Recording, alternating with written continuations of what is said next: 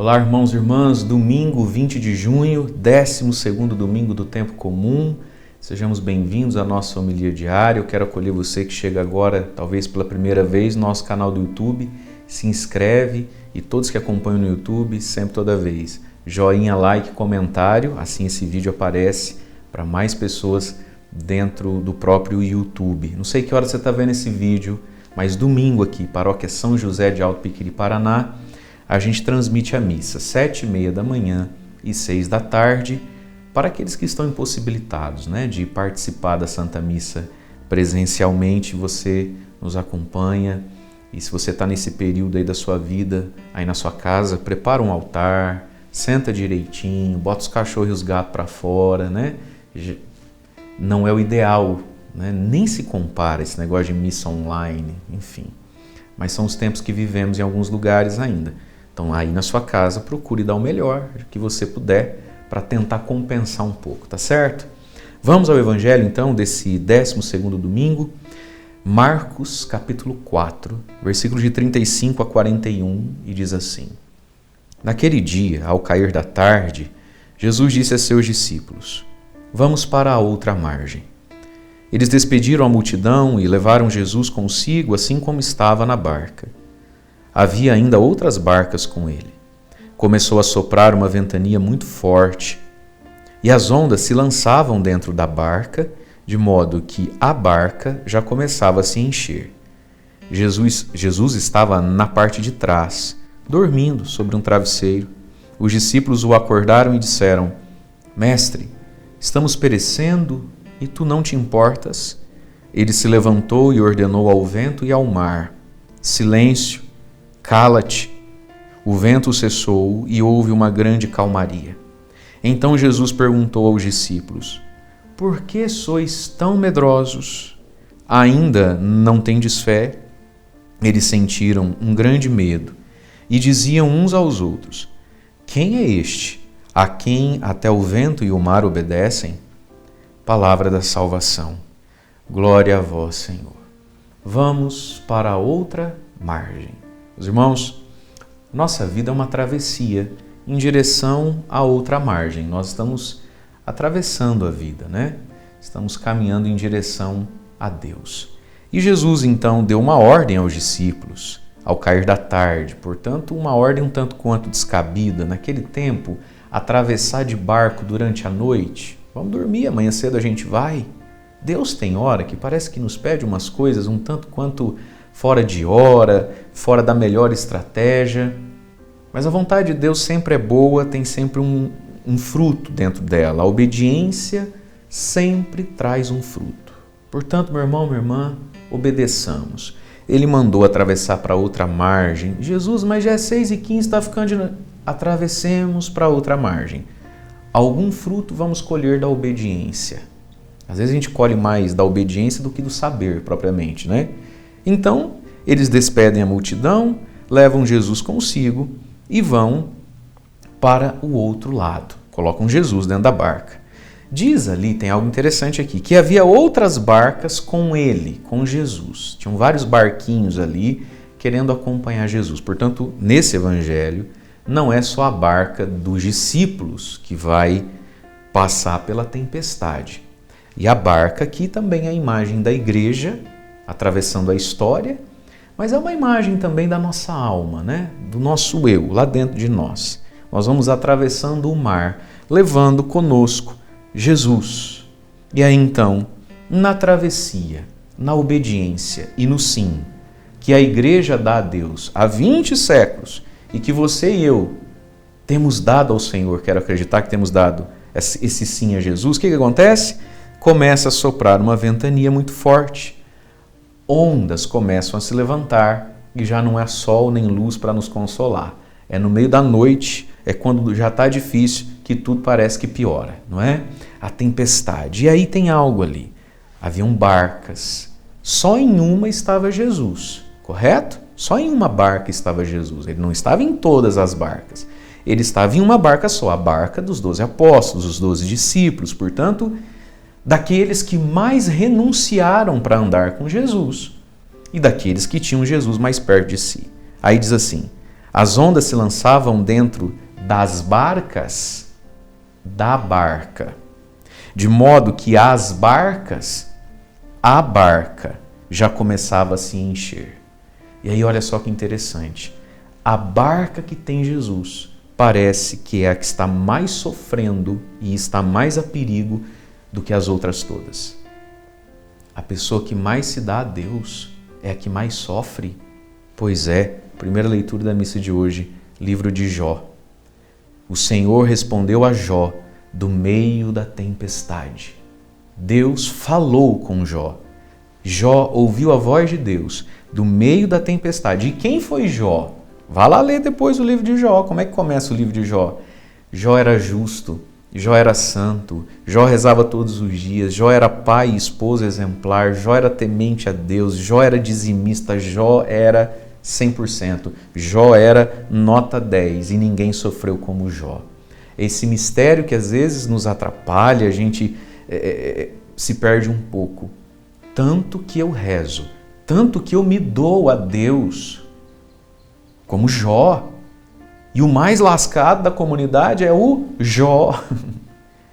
Veja, eu não estou só acompanhando Jesus com a minha barca, não, eu ofereci a minha barca a Ele. Eu disse um sim a Ele, eu me consagrei a Ele.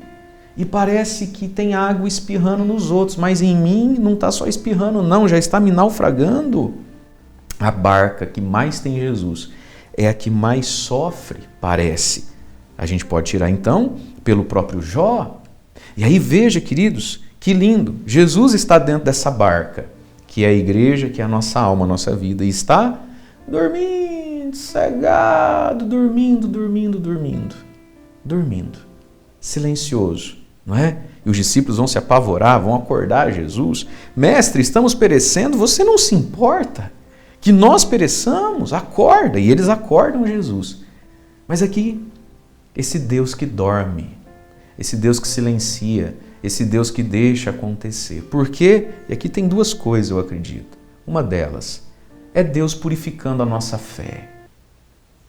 Porque senão a gente olha para a barca dos outros, a gente começa a se sentir melhor porque na nossa vida tem Jesus.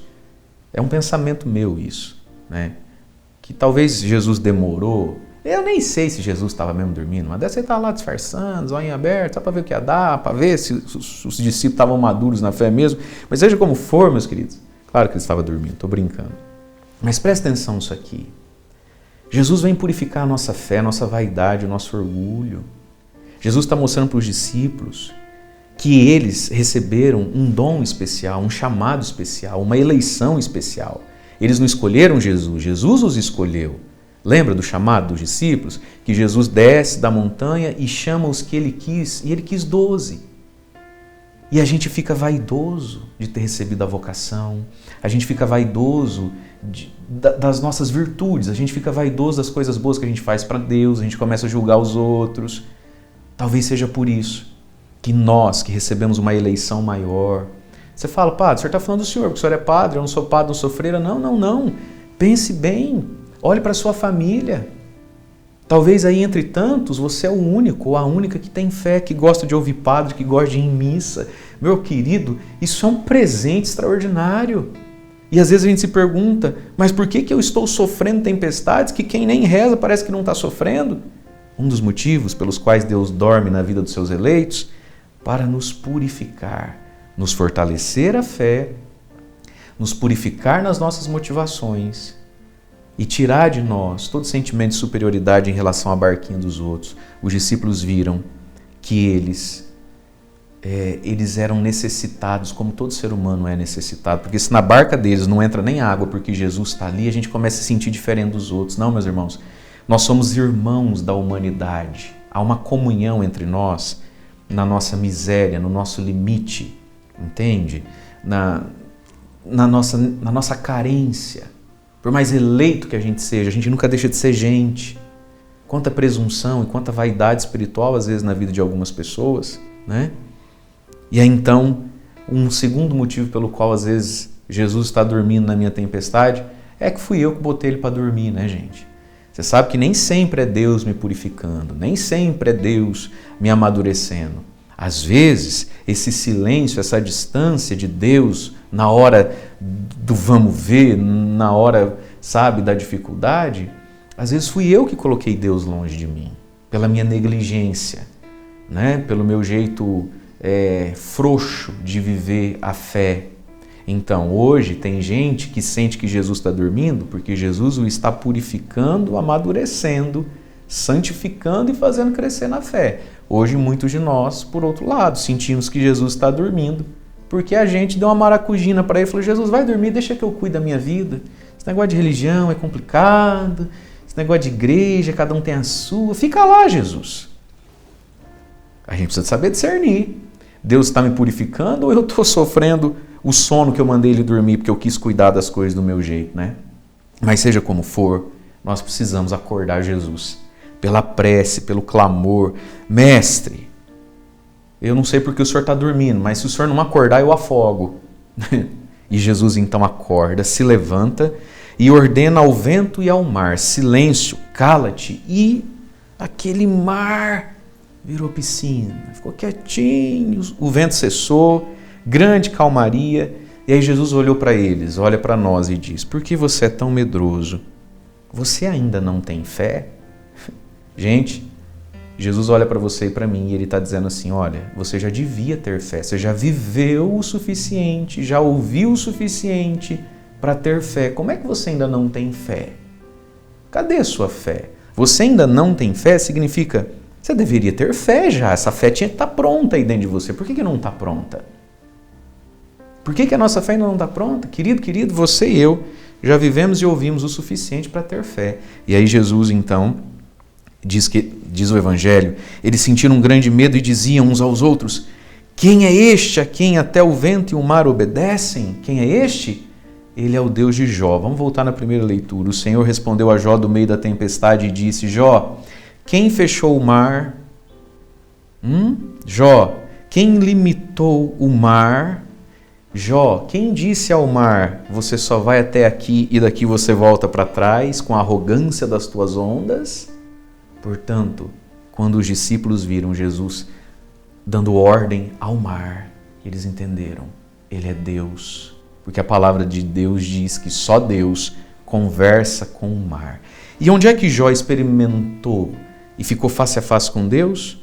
Nas suas tempestades. Queridos, bendita tempestade que nos aproxima de Deus. Quem é este? Eles saíram tudo molhado, igual pintinho, mas passaram para o outro lado, tendo um conhecimento, um saber e um sabor na fé que não tinham antes, graças a uma tempestade bendita. Por isso ofertemos hoje a nossa vida ao Senhor. Vamos para a outra margem a qual Ele nos convida. A obediência alcança mais do que o saber. Obedeçamos. Ele vai com a sua igreja há 20 séculos e por quantos séculos precisaria. Ele vai dentro da nossa alma e do nosso coração. Cada dia e até o último minuto da nossa vida, Ele está aqui dentro de nós. Vamos acordar esse Jesus então. Vinde, Senhor, em nosso auxílio. Vinde cuidar de nós e passemos para a outra margem, como vai dizer Paulo no final da segunda leitura. Portanto, irmãos, se alguém está em Cristo, é uma criatura nova. O mundo velho, o mar velho, desapareceu. Tudo agora é novo. Deus abençoe você. Em nome do Pai, do Filho e do Espírito Santo. Amém.